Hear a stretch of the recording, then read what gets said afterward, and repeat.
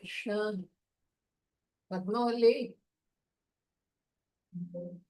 Hare Krishna. Yes माता जी।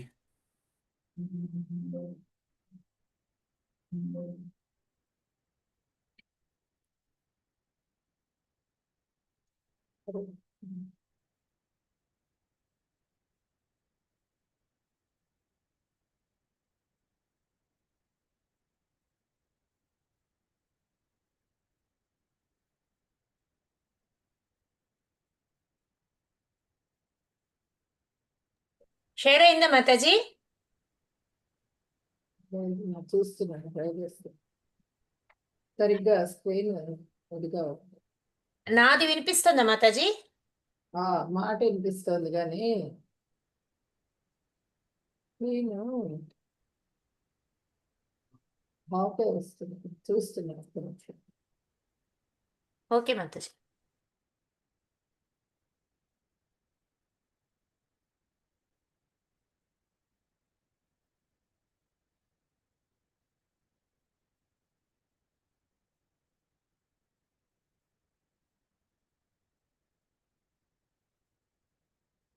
Hare Krishna. Share అయిందమ్మా. Hare Krishna. Okay మాతాజీ. చూద్దాం. ఇది స్క్రాల్ అయిపోతుంది. చూస్తాను.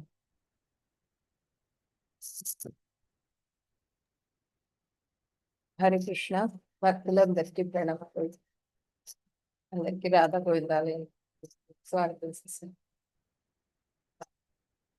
ఈరోజు మనం 16వ అధ్యాయం చెప్పుకోబోతున్నాము. దైవాసుర సంపద్ విభాగ యోగం అన్నమాట 16వ అధ్యాయం.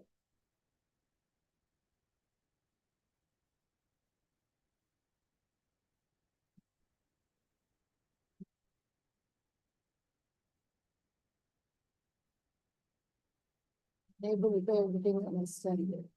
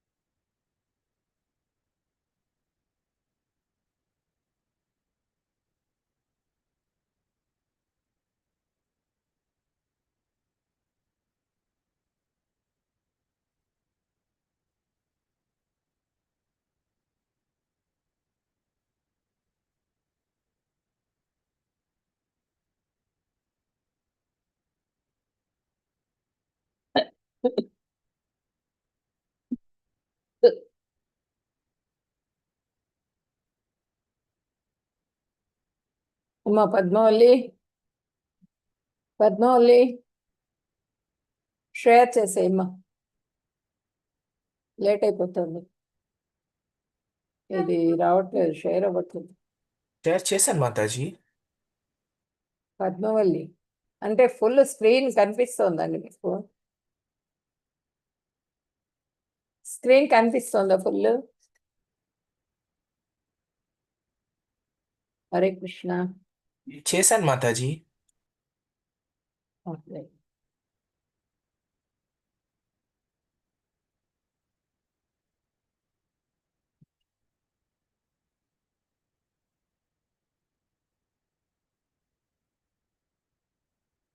ఓం అజ్ఞానతిమిరాంధస్య జ్ఞానాంజనశలాకయా చక్షురున్మిలితం యేన తస్మై శ్రీ గురవే నమః.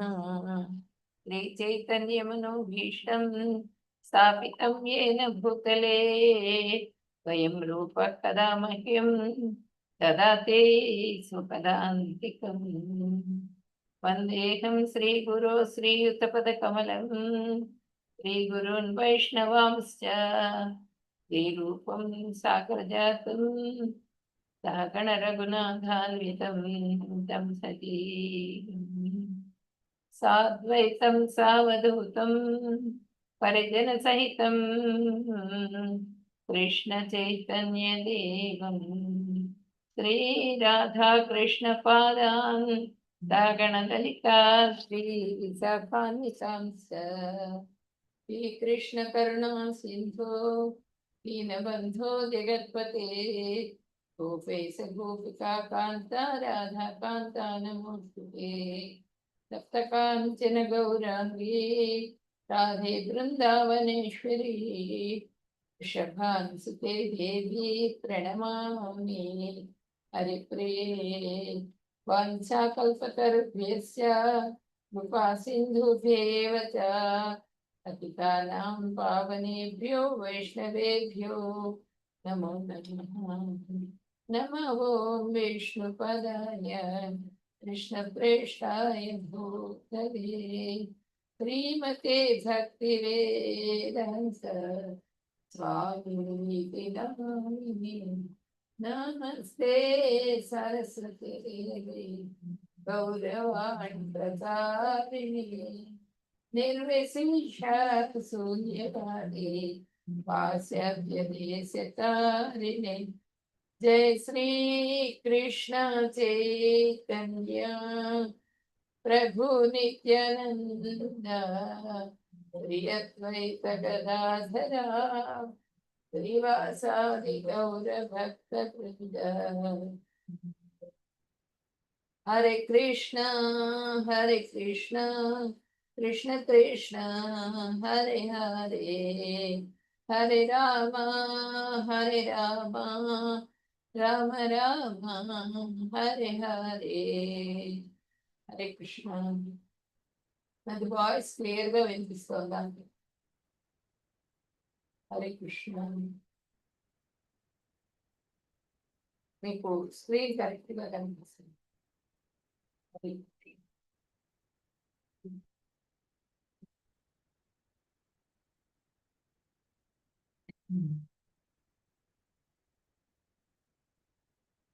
స్క్రాల్ అయిపోతుంది స్క్రీన్.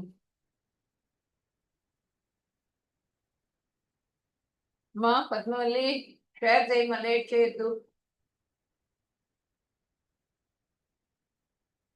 స్క్రాల్ అయిపోతుంది స్క్రీన్, ఉండట్లేదు.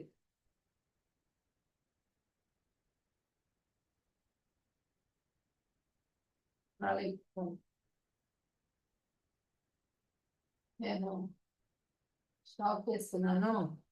షేర్ చేసేమ్మా fast. Hare Krishna. Already share చేస్తున్నాను మాతాజీ. ఎవరు? నువ్వు షేర్ చేస్తున్నావా? ఇప్పుడు చెయ్యి.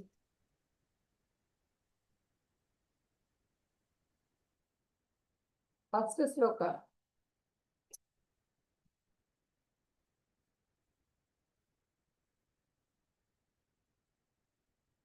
ఇప్పుడు మనము 15వ అధ్యాయంలో ఏం చెప్పుకున్నాం? నిన్న లాస్ట్ శ్లోకాలు.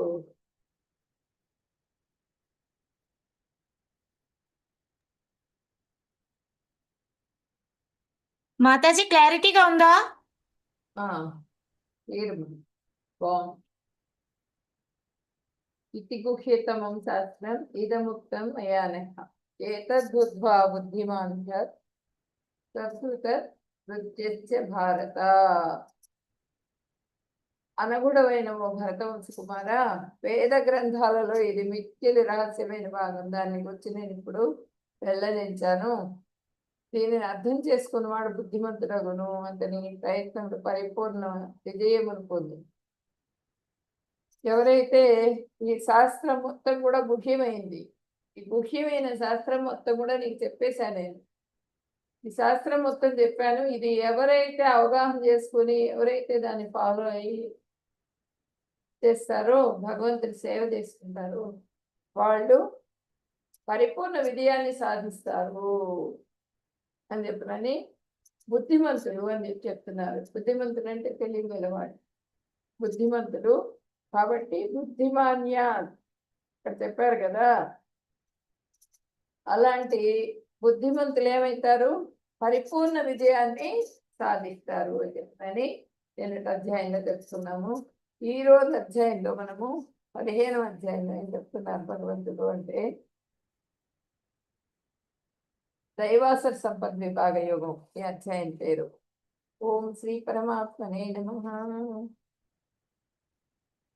ఈ 16వ అధ్యాయము మనకి దైవీ సంపద గురించి ఆసురీ సంపద గురించి వివరిస్తుంది అనమాట. ఇప్పుడు దీంట్లో ఏం చెప్తున్నారు, శాస్త్ర నియమాలు పాటించి యుద్ధం చెయ్యి అని చెప్తున్నారు. శాస్త్ర నియమాలు అయితే ఏవైతే ఉన్నాయో అవన్నీ పాటించమంటున్నారు. దైవీ సంపదను పెంచుకోమంటున్నారు. అది సత్వగుణంలో ఎక్కువగా సత్వగుణంలో ఉండే ప్రయత్నం చేయి. దైవీ సంపదను పెంచుకో, సంథింగ్ చేయి, హరికృష్ణ నామం చేయి, భగవంతుడి సేవ చేయి. నీలో ఉన్నటువంటి అరిషడ్ వర్గాలు కాము క్రోధలు మోహం మదమాత్సర్యాలు వాటిని తొలగించుకునే ప్రయత్నం చెయ్యి.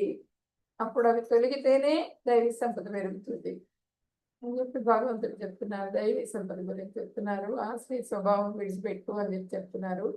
ఆశ్రీ సంపద గురించి తెలుసుకుంటాము. నరకాన్ని నివారించు. నరకానికి 3 ద్వారాలు ఉన్నాయి. కామము, లోభము, క్రోధము. ఈ 3 కూడా నరకానికి 3 ద్వారాలు. శాస్త్ర ప్రమాణంగా స్వీకరించు. శాస్త్రాన్నే ప్రమాణంగా స్వీకరించమని చెప్తున్నారు. నిత్య శాస్త్రబద్ధుడు ఇటు అని చెప్తున్నారు. ప్రతిరోజు కూడా నువ్వు ఏ పని చేసినా కూడా శాస్త్రం ప్రకారంగా చెయ్యి అని చెప్తుంటారు. శాస్త్రాన్ని విడిచిపెట్టవాలి. భగవంతుడు చెప్పినటువంటి ఆ శాస్త్రాన్ని వదిలిపెట్టద్దు. అంటే ఇప్పుడు మనం భక్తి యోగంలో నెలకొని భక్తి చేసేటప్పుడు ఆటోమేటిక్గా వచ్చేస్తుంది. ఇప్పుడు భక్తి యోగి రోజు భగవద్గీత శ్రవణం చేస్తారు. భగవద్గీత కంటే లేదు, భాగవతం చదువుకుంటారు. భాగవతంలో భగవంతుడి లీలలు, భక్తుల గురించి ఇదంతా కూడా ఉంటుంది. మనిషి పుట్టుక దగ్గర నుంచి మనిషి ఎలా బీజం ఏర్పడుతుందని కూడా వివరింపబడి ఈ శాస్త్రం చదువుకుంటూ వింటూ శ్రవణం చేస్తూ ఉంటారు. వాళ్ళు గురువుల ద్వారా శ్రవణం చేస్తూ వాళ్ళు ఆ శాస్త్రాన్ని విడిచిపెట్టరు. అదే చెప్తున్నారు. పూర్తిగా సరెండర్ అయిపోయింది. శాస్త్రాన్ని వదిలిపెట్టవచ్చు. శాస్త్రం ఏం చెప్తోంది? బ్రాహ్మణ క్షత్రియ వైశ్య బ్రాహ్మణులు వేదాధ్యయనం పఠం పాఠం చదువుకోవాలి, శాస్త్రం చదువుకోవాలి, నలుగురికి చెప్పాలి, యజ్ఞాలు చేయాలి, త్యాగాలు చేయాలి. ఇవన్నీ కూడా బ్రాహ్మణ.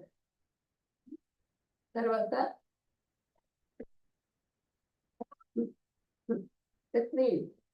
క్షత్రియుడు మొత్తం కూడా నాయకత్వం వహించాలి.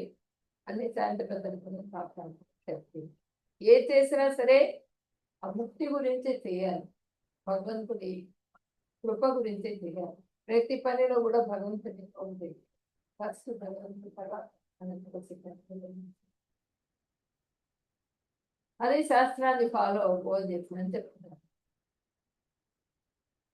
ఇప్పుడు 1 నుంచి 3వ శ్లోకం వరకు దైవీ గుణాల గురించి చెప్పారు. 4 నుంచి 20వ శ్లోకం వరకు ఆసురీ గుణాల గురించి చెప్పారు. 21వ శ్లోకం నుంచి 22వ శ్లోకం 21, 22 శ్లోకాలు నరకానికి 3 ద్వారాలు అనే విషయాన్ని గురించి తెలియదు. 23, 24 శ్లోకాలేమో శాస్త్రం ప్రకారంగా ఎలా నడుచుకోవాలి, లాభ నష్టాలు ఏంటి అనే విషయాల గురించి తెలుసుకుంటాం. బ్రహ్మచర్యం, తర్వాత గృహస్థాశ్రమం, వానప్రస్థం, సన్యాసం. శాస్త్ర ప్రకారంగా ఇవి కూడా బ్రహ్మచర్యం 25 years బ్రహ్మచర్యం అంటే అక్కడ గురుకులంలో 101 శాస్త్రాధ్యయనం చేస్తాం. తర్వాత గృహస్థాశ్రమంలోకి వస్తారు, వివాహం చేసుకుని గృహస్థాశ్రమంలోకి వస్తారు. తర్వాత వానప్రస్థం, తర్వాత అంటే 50 years వానప్రస్థం. బ్రహ్మచర్యం, గృహస్థాశ్రమం, బ్రహ్మచర్యాశ్రమం 25 years, 25 years వానప్రస్థాశ్రమం. ఇది గృహస్థాశ్రమము. తర్వాత వానప్రస్థం అంటే ఆ 50 years నుంచి వానప్రస్థం 75 years, 75 నుంచి 100 వరకు సన్యాసం. అది మనకి శాస్త్రం చెప్పిన పద్ధతి. దాన్ని కూడా ఫాలో అవుతారు. బ్రాహ్మణ క్షత్రియ వైశ్య శూద్ర ఇవి కూడా వర్ణాశ్రమాన్ని కూడా ఫాలో అవ్వాలి. దైవీ స్వభావం అంటే మంచి లక్షణాలని నడివడిక మంచి లక్షణాలు అవి పెంచుకోవటం, ఆ విధంగా కలిగి ఉండటం, మంచి నడవడిక కలిగి ఉండటం. ఆసురీ లక్షణాలంటే అన్ని పిచ్చి పిచ్చి పనులు చెడ్డ లక్షణాలన్నీ కూడా కలిగి ఉంటారు, చెడు నడవడిక కలిగి ఉంటారు. మానవ జీవితం సులభంగా సాగటం కోసం, సౌకర్యవంతంగా సాగటం కోసం ఈ శాస్త్రాన్ని ఫాలో అవుతూ ఉంటే మనం భౌతికమైనటువంటి జీవితం కూడా ఎటువంటి ఒడిదెక్కులు లేకుండా కూడా సాగిపోతుంది. దాంతో పాటుగా భగవంతుడిని కూడా మనం 100% భగవంతుడిని సేవించుకోవడానికి ఇంకా అవకాశం ఉంది. అంటే మానవ జీవిత లక్ష్యాన్ని చేరుకున్నది శాస్త్రాధ్యయనం ఎంత అంటే శాస్త్రాన్ని వినాలి. ఈ భాగవతం, భగవద్గీత ఇవన్నీ కూడా మన గురువులు చెప్తుంటే వినాలి, నేర్చుకోవాలి. దాంట్లో ఉన్నది ఏంటి అన్నది అనుభవపూర్వకంగా చెప్పిన వాళ్ళ దగ్గర తెలుసుకుని వాటిని అన్వయించుకోవాలి, మన జీవితంలో వాటిని అప్లై చేసుకోవాలి.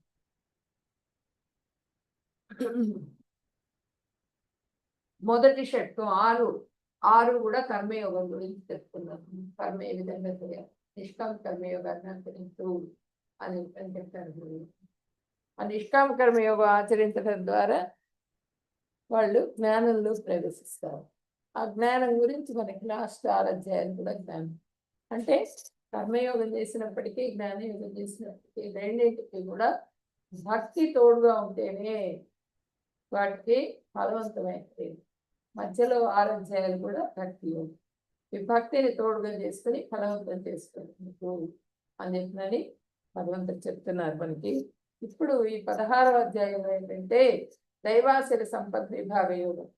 దీంట్లో మనకి ఏం చెప్తున్నారు అనేది చూస్తాం.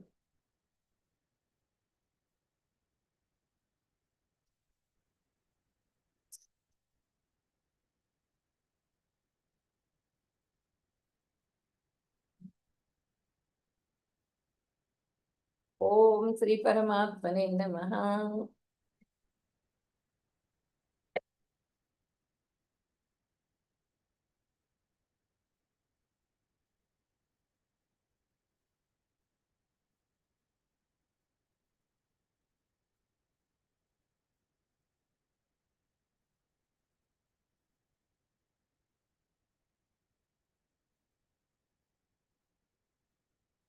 అభయం సత్వసంసుప్తి జ్ఞానయోగ వ్యవస్థితి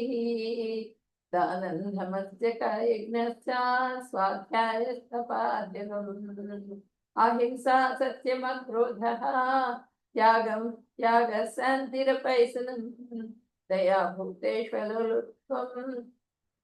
ఆర్దవం హ్రీరచాపలం తేజ క్షమా ధృతి శౌచం అద్రోహో నాతిమానిత భవంతి సంపదం దైవీం అభిజాతస్య భారత. భగవంతుడు చెప్తున్నారు, ఏం చెప్తున్నారు, దైవీ గుణాల గురించి వివరిస్తున్నారు అనమాట. ఇవన్నీ కూడా దైవీ గుణాలు, దైవీ సంపద అనమాట. ఇదంతా కూడా అంటే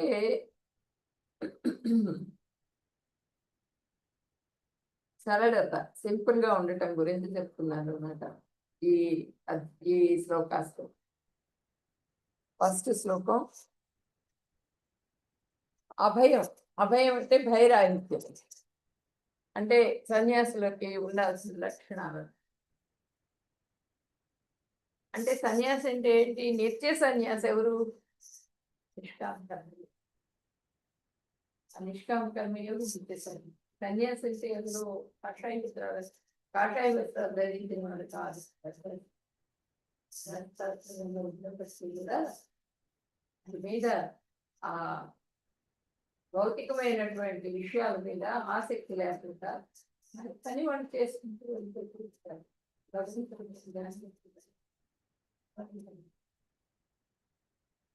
అభయం అంటే భైరాహిత్యం, ఇది ముఖ్యమైన లక్షణం. తత్వ సంశుద్ధి. తత్వ సంశుద్ధి అంటే మనస్సు రజోతమ గుణాలు లేకుండా సత్వగుణంలో ఉంచుతాం.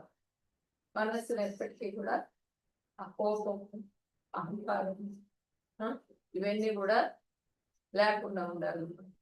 కోపం రావటం, విపరీతంగా కోపం వస్తుంది, రజోగుణం. ఆ రజోగుణ లక్షణాలు రాకుండా ఉండటాన్ని సత్వ సంశుద్ధి. తర్వాత మనస్సును నిర్మలంగా ఉంచుకోవడం. చాలా కఠినమైన నియమాలు ఉంటాయి, అవి పాటించాలి. మనస్సును నిర్మలంగా ఉంచుకోవాలి.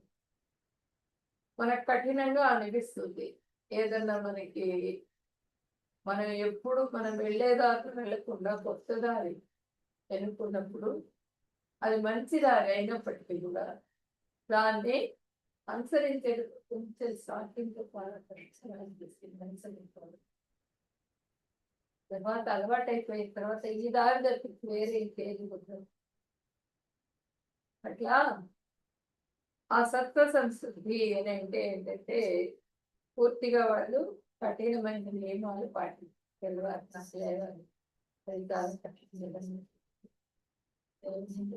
చిన్నగా ఏడు లేదు ఫాస్ట్గా పడుతూ ఉంటుంది. స్నానం కూడా సరిపోతుంది, పరిగెత్తుకోవచ్చు.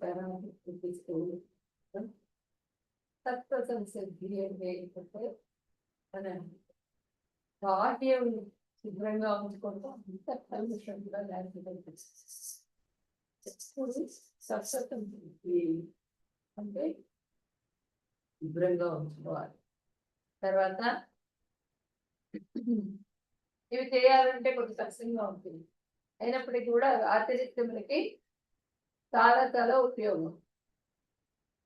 తర్వాత జ్ఞాన యోగం వ్యవస్థితి అంటే ఆధ్యాత్మిక జ్ఞానానికి సంబంధించిన పద్ధతులను తెలుసుకోవాలంటే ఆధ్యాత్మిక జ్ఞానం ఏ విధంగా ఉంటుంది. ఆధ్యాత్మిక జ్ఞానం సరిగాలంటే ఆ భగవంతుడు అంటే దేవుడి ఆత్మ పరమాత్మ ఇవన్నీ కూడా తెలుసుకో, అదంతా కూడా తెలుసుకుంది. తర్వాత వేద వాంగ్మయమును తెలుసుకొని ఉండవాలి. వేదంలో ఏముంది, పంచమ వేదం భగవద్గీత అయితే శ్లోకంలో కూడా ఏమేం చెప్తున్నారు, దాని అర్థం ఏంటి, ఇవన్నీ కూడా మనం తెలుసుకుని మన జీవితంలో అసలే తెలుసు. తర్వాత గృహస్థకు జ్ఞానం ఇచ్చేందుకు సన్యాసి భిక్షాటం చేస్తూ ఉంటారు. సన్యాసి వాళ్ళు ఏంటంటే ఒక చోట ఉండదు, సన్యాసం చేసుకున్నటువంటి వాళ్ళు.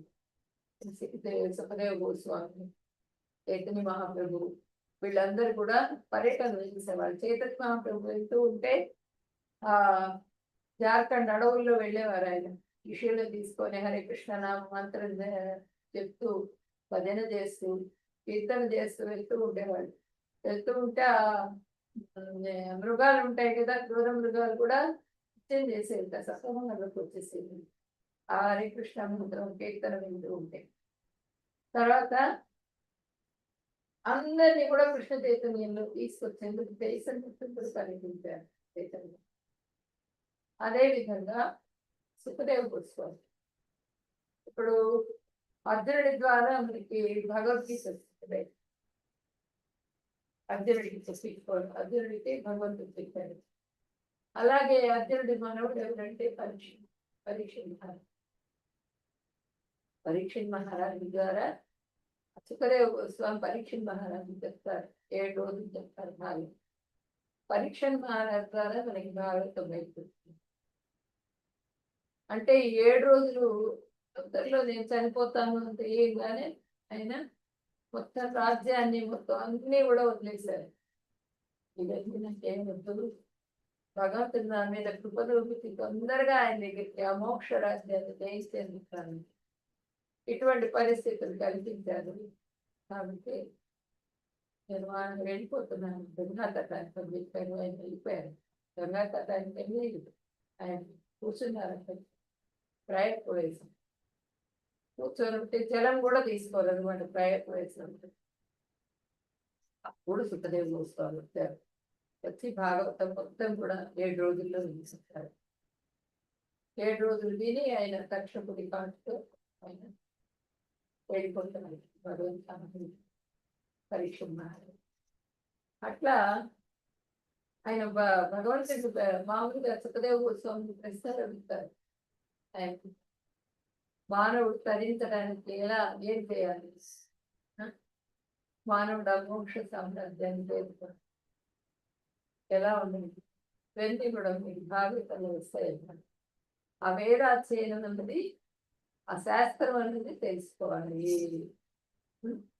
తర్వాత గృహస్థులు ఏంటంటే 25 years ఈ సన్యాసాశ్రమం అయిన తర్వాత గృహస్థాశ్రమం. గృహస్థులు ఏం చేస్తారు? దానం స్వాధ్యాయ దానం చేస్తారు. ఇప్పుడు సన్యాసుల్ని కూడా వాళ్ళే చూసుకోవాలి, గృహస్థులే చూసుకోవాలి. సన్యాసులే చూసుకోవాలి, చుట్టూ ఉన్నటువంటి జీవరాశులను చూసుకోవాలి, పిల్లల్ని చూసుకోవాలి, తల్లిదండ్రులను చూసుకోవాలి, భగవంతుని చూడాలి, భగవంతుని సేవ చేసుకోవాలి. వీళ్ళందరికీ చేస్తూనే సేవలో మనం భగవంతుని సేవని మిక్స్ చేసుకుని చేస్తూ ఉన్నాం. భగవంతుడు కృష్ణ హరే కృష్ణ మాత్రం వదిలిపెట్టచ్చు. కంటిన్యూస్గా మాత్రం మనసులో ఏ పని చేస్తుంది. దాని ద్వారా మనకి అంతఃకల్మషం మొత్తం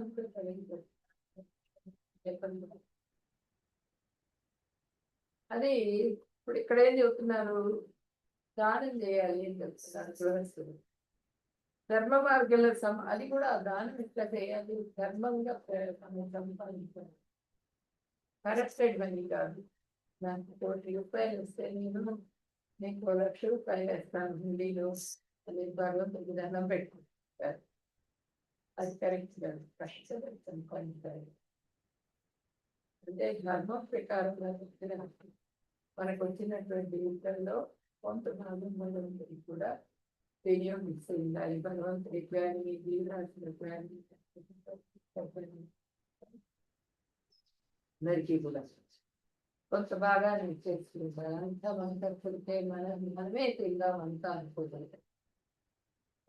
నివేదన చేసుకుంటాం.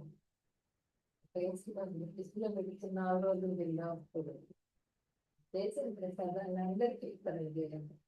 అది దాని మిగిలిపోయిన ఫ్యాన్ కొత్త ఫ్యాన్ కొనుక్కొచ్చుకున్నాం. మనము 2-3 సార్లు రిపేర్ చేయించాం ఫ్యాన్. ఎవరన్నా సన్యాసి దొరికితే వదిలించుకున్నాం. ఇంట్లో చెత్త వదిలించుకుందామని చేసుకుంటాం. అది దానికి లాగా దానం అంటే దానం చేసేది కూడా సరైన సమయంలో సరైన పద్ధతిలో సరైన వస్తువుని సమస్య అంటే దానం అంటే ధనం కానీ ఆహారం కానీ ఆధ్యాత్మిక సంస్థలకు కానీ వ్యక్తులకు కానీ లేకపోతే ఇప్పుడు కన్స్ట్రక్షన్ అయిపోయింది. అయిపోయింది కన్స్ట్రక్షన్ అక్కడ దానం చేయాలి. దాని అంతా భగవంతుడిది. చేయటానికి బుద్ధి పుట్టాలి మనకి. ఆ బుద్ధి కూడా భగవంతుడికి వేడుకోవాలి. బుద్ధి పుట్టించలేదు. కొంత అమౌంట్ని మనం అక్కడ పంపిస్తే వాళ్ళు సద్వినియోగం చేస్తారు, భగవంతుడికి ఖర్చు పెడతారు. అదే నెక్స్ట్ జీవితానికి నెక్స్ట్ జన్మ ఉండేది. మనం బాగా కడుపు నిండా తిని మన ఖర్చు తెచ్చుకుని మంచి దుడ్డు తీసుకుని బాధల్లో తిరిగి మన సమస్య రావు. నెక్స్ట్ జన్మ చేసి వచ్చేది అంటే భగవంతుడికి ఎంత అయితే భగవంతుడు ఆయనే ట్రస్టీ. మన ట్రస్టీలో ఆయన యజమాని. ఆ యజమాని గొప్ప చెబుతూ ఉంటారు కొంత భాగాన్ని. అదనమాట దానం. దమం అంటే ఇంద్రియ నిగ్రహం. ఇంద్రియాలని జ్ఞానేంద్రియాలు, ఇంద్రియాలు, మనసు, బుద్ధి అవన్నీ కూడా మనకి ఉంటాయి. అవన్నింటినీ కూడా కనిపిస్తాము. ఇంద్రియాలన్నీ నవద్వారే పురేది ఏంటంటారు. నవద్వారాలు కూడా మనకి కోరికలతో నిండి ఉంటాయి. ఆ కోరికల్ని మనము కంట్రోల్ చేసుకోవాలి. కోరికలు రాకుండా చూసుకోవాలి. కోరిక రాకుండా చూసుకోవాలంటే ఏంటంటే కరెంట్ అయిపోయినప్పుడు అంతవరకు మన జీవనానికి అవసరమో అంతవరకు మాత్రమే ఉపయోగించుకుంటూ ఉంటాం. మిగిలింది భగవంతుడికి ఉపయోగం. తర్వాత నియమం, నిగ్రహంగా ఉండాలి. గృహస్థులు కూడా నిగ్రహంగా ఉండాలి. ఇప్పుడు పడితే అప్పుడు కామం వైపు వెళ్ళకూడదు. కోరికలు కంట్రోల్లో ఉండాలి గృహస్థులకు. ముఖ్యంగా గృహస్థులు. సంతాన ప్రాప్తి గురించి మాత్రమే మైథునం చేయాలి. అది మైథునం కూడా కోరిక సంతాన ప్రాప్తి గురించి, వంశాభివృద్ధి కోసం చేయాలి. ఇంద్రియ తృప్తి కోసం చేయాలి. ఇంద్రియ తృప్తి సంతానం నిగ్రహంగా ఉంటారు. మనో నిగ్రహం ఉంటారు. మనస్సుని నిగ్రహించుకోవాలి. సంకీర్తన యజ్ఞం చేయాలి.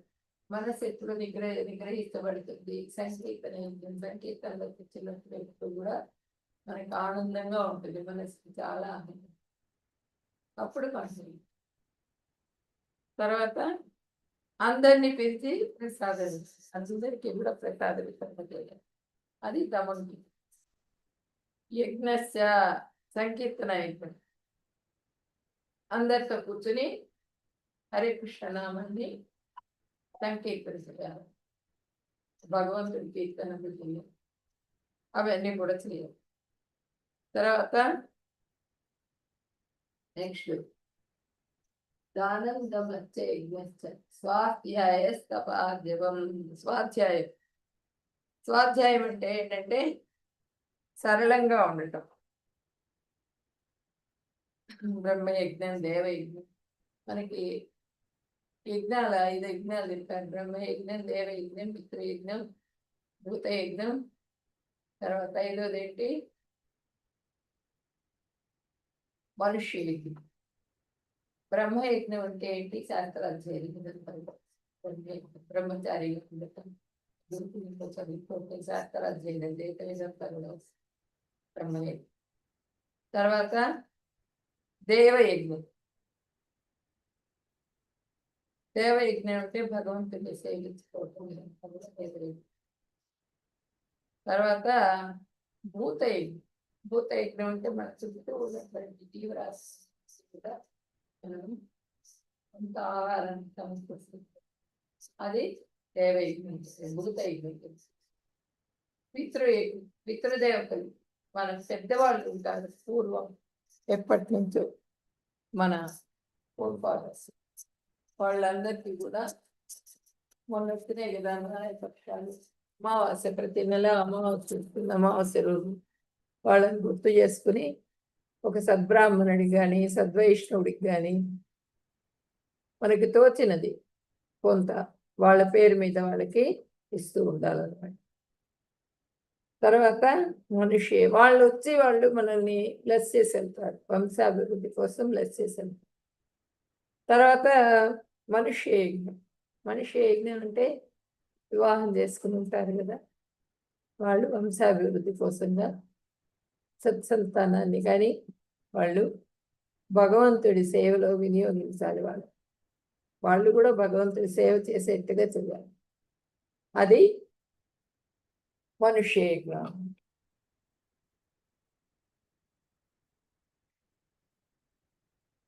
తర్వాత స్వాధ్యాయం. స్వాధ్యాయం అంటే వేదాధ్యయనం. వేదాధ్యయనం చేస్తూ ఉండాలి. పంచమ వేదం మనం ఇప్పుడు చేస్తున్నది వేదాధ్యయనం. తర్వాత శారీరక, మానసిక, వాచిక తపస్సులు ఇవి ఆచరించాలి. శరీరం కానీ మనసు కానీ వాక్కు ద్వారా కానీ తప్పు మాటలు మాట్లాడదు. ఎప్పుడు కూడా కరెక్ట్గా పద్ధతిగా ఉండాలి. ఆర్జవం, తపస్సు. వస్త్రాలు మనం వేసుకునే డ్రెస్ కానీ సింపుల్గా ఉండాలి. అబ్బా చాలా చాలా కాస్ట్లీ డ్రెస్సెస్ వేసుకోవటం, పట్టు చీరలు, పట్టు డ్రెస్సెస్ ఎంత అయింది అంటే 2 లక్షలు అయింది. మన శరీరాన్ని కప్పుకోవడానికి వస్త్రం కావాలి కదా. శరీరాన్ని కప్పుకోవడానికి వస్త్రం మళ్ళానేమో ఆ విధంగా ఉండాలి. అది ఆర్జవం. బెడ్స్, చాలా పెద్ద పెద్ద బెడ్స్ కావాలి. నాకు పడుకోవడానికి మంచి కారు కావాలి, పెద్ద కారు కావాలి.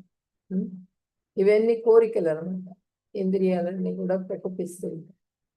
వాటన్నిటినీ మనం మన అదుపులో ఉంచుకోవాలి. సరళంగా సింపుల్గా ఉండటానికి ప్రయత్నించండి. ఇది తపస్సు. ఇదంతా కూడా మనం చేసేటువంటి తపస్సు, ఆర్జవం. ఇప్పుడు తర్వాత తపస్సు శారీరక, మానసిక, వాచక తపస్సు ద్వారా పురోగతిని సాధించడానికి వీలవుతుంది. సరళత్వం వ్యవహారాలకు త్రికరణ శుద్ధి కలిగి ఉండటానికి ఉపయోగపడతాయి సరళత్వం అనేది కూడా. కృష్ణ భగవానుడు బ్రాహ్మణ లక్షణాలు ఈ శ్లోకంలో 1-2లో తెలియజేశారు. 26 లక్షణాలు దైవీ లక్షణాలు బ్రాహ్మణులకు ఉండేవి 1-2 శ్లోకాల్లో తెలియజేశారు. తర్వాత ఆశ్రీ లక్షణాలు. ఆశ్రీ లక్షణాలు ఏంటి? ఇప్పుడు హింస చేయటం, 4-5 ఒక్క నిమిషం.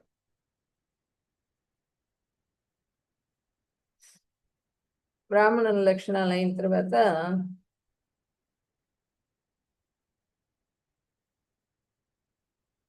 హింస చేయకుండా ఉండాలి, జీవహింస చేయకుండా ఉండాలి. శరీరం, వాక్కు, మనస్సుతో ఏ ప్రాణిని కూడా కొట్టకూడదు. శరీరం ద్వారా అంటే మనస్సు ద్వారా వాళ్ళని మానసికంగా బాధ పెట్టకూడదు.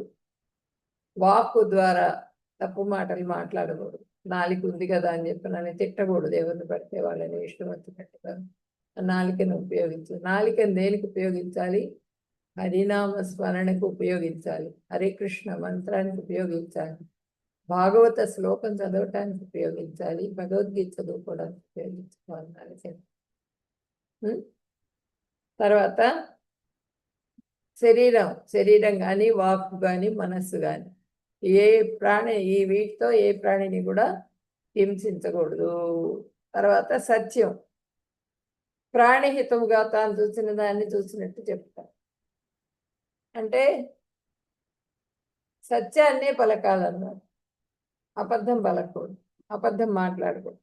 తర్వాత అక్రోధం, దుర్జనుల దూషణల కోపం తెచ్చుకోవడం. అక్రోధం అనగా కోపం, కోపాన్ని నిగ్రహించుకోవడం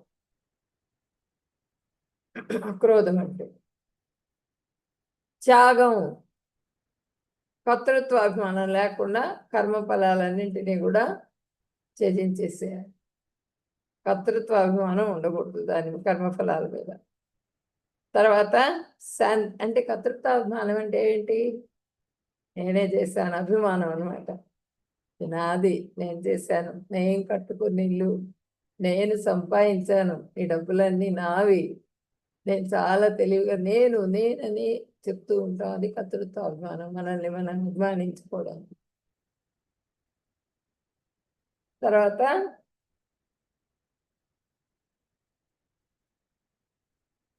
శాంతి, ఇంద్రియ విషయాలు అయిపోకుండా చేయటం. అపైసనం అంటే ఇతర లోపాలను ఎంచకుండా ఉండటం, చాడీలు చెప్పకుండా ఉండటం. దయతో ఉండటం సమస్త ప్రాణుల మీద. అలోలుప్యం, లోభం లేకుండా ఉండటం. ఆర్జవం, సత్ప్రాత్కుల సత్సంగంలో ఎవరైతే ఉంటారో వాళ్ళ సాంగత్యంలో ఉండటం అన్నమాట. చెడ్డ పనులు అవి చేయకుండా వాళ్ళ సాంగత్యంలో ఉంటూ ఒక గురువు ద్వారా చెప్పినవన్నీ కూడా నేర్చుకోవాలి. అచాపలం, చపలత్వం లేకుండా ఉండటం. చపలత్వం అంటే ఏంటి? కన్ఫ్యూజన్, అది చేద్దాం, ఇది చేద్దాం, అటుపోదాం, ఇటుపోదాం. ఒక దృఢమైన విశ్వాసం ఉండాలి, నాకు నిశ్చయంతో ఉండాలి. చపలత్వం ఉండకూడదు, దృఢ నిశ్చయంతో ఉండాలి.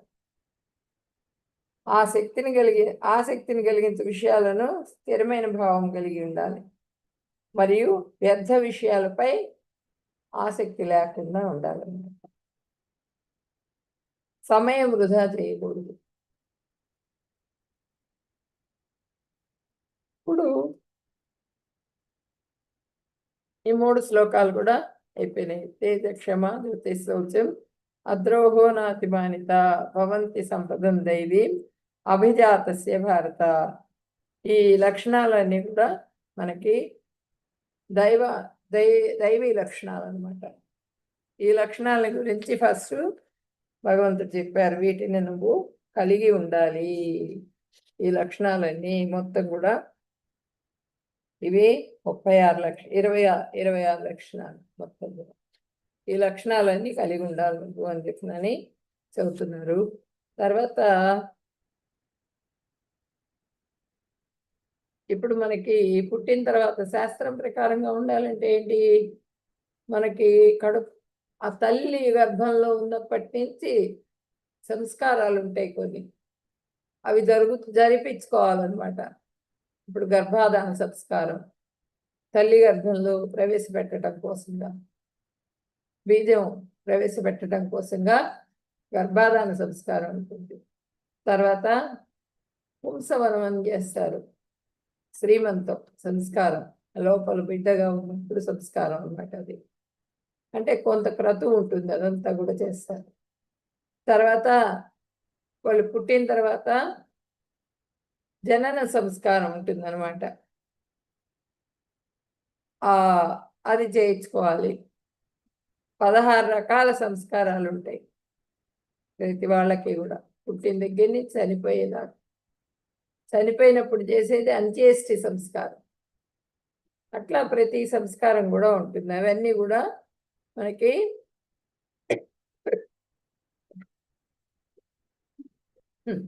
శాస్త్రం ప్రకారంగా ఫాలో అవుతున్నట్టు అనమాట. అవన్నీ చేయించుకోవాలి. అభిజాతస్య భారత, పుట్టిన ప్రతివానికి కూడా ఈ ముఖ్యమైనవి ఈ సంస్కారాలన్నీ కూడా. ఇవి 26 లక్షణాలు అనమాట. ఈ 26 లక్షణాలు కూడా కలిగి ఉండాలి 4 ఆశ్రమాలు. ఇవన్నీ కూడా 4 వర్ణాలు, 4 ఆశ్రమాలు. Next 1 minute. ఇప్పుడే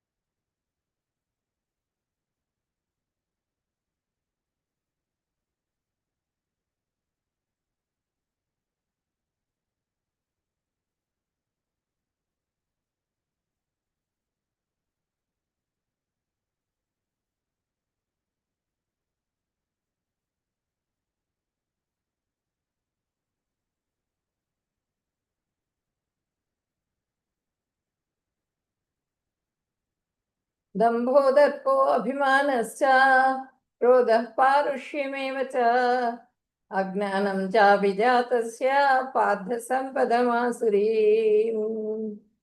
ఆసురీ లక్షణాల గురించి చెప్తున్నారు ఇప్పుడు. ఇంకా ఇవన్నీ ఫస్ట్ దైవీ లక్షణాలు చెప్పారు కదా, ఇప్పుడు ఇంకా ఆసురీ లక్షణాలు ఏంటి? ఓ పార్థ, గర్వము, పొగరు, అహంకారము, క్రోధము, మొరటుతనము మరియు అజ్ఞానం అనేవి ఆసురీ స్వభావం గల వారి లక్షణాలు. ఇవన్నీ గుణాలు అసురు లక్షణాలు కలిగిన వాళ్ళకు ఉంటాయి. ఏమంటే గర్వం. ఈ కాళీయుడు ఉన్నాడు కదా మనకి, కాళీయుడు ఈ గరుత్మంతుడి నుంచి తప్పించుకోవడం కోసం వచ్చి అక్కడ మడుగులో చేరాడు. చేరి అసలు ఆ నీళ్లు మంచినీళ్ళు అన్నది ఎవరికి లేకుండా చేస్తున్నాడు. మొత్తం కూడా ఆ విషతుల్యం అయిపోయింది మడుగంతా కూడా. ఆ కాళీయుడు వదిలేటువంటి విషపు గాలితో నిండిపోయింది మొత్తం ఆ ప్రాంతం అంతా కూడా. ఒక పక్షి దాని మీద నుంచి ఎగిరినా కూడా చచ్చిపోయి కింద పడిపోతుంది అనమాట. ఆ విషపు గాలుల వాయువు మూలంగా, విషవాయువుడు. మొత్తం అప్పుడు ఆ కృష్ణ భగవానుడు ఆయన వచ్చారు. వచ్చి ఆ కాళీయుడి మొత్తం మదం మొత్తం కూడా అణిచేశారు. ఆ కాళీయుడి పడగల మీద నృత్యం చేశారనమాట ఆయన కృష్ణ భగవానుడు. చాలా ప్రయత్నం చేస్తాడు కాళీయుడు, యుద్ధం చేస్తాడు కృష్ణుడితో తినేద్దామని కృష్ణుడిని. కానీ ఆయన కాళీయుడి మదాన్ని అణిచేస్తారు. గర్వం అంతా కూడా అణిగిపోతుంది, పొగరు గర్వం అంతా. ఆ దురహంకారం కలిగి ఉంటాడనమాట. దురహంకారం, క్రోధం, మొరటుతనం ఇవన్నీ కూడా ఆసురీ లక్షణాలు.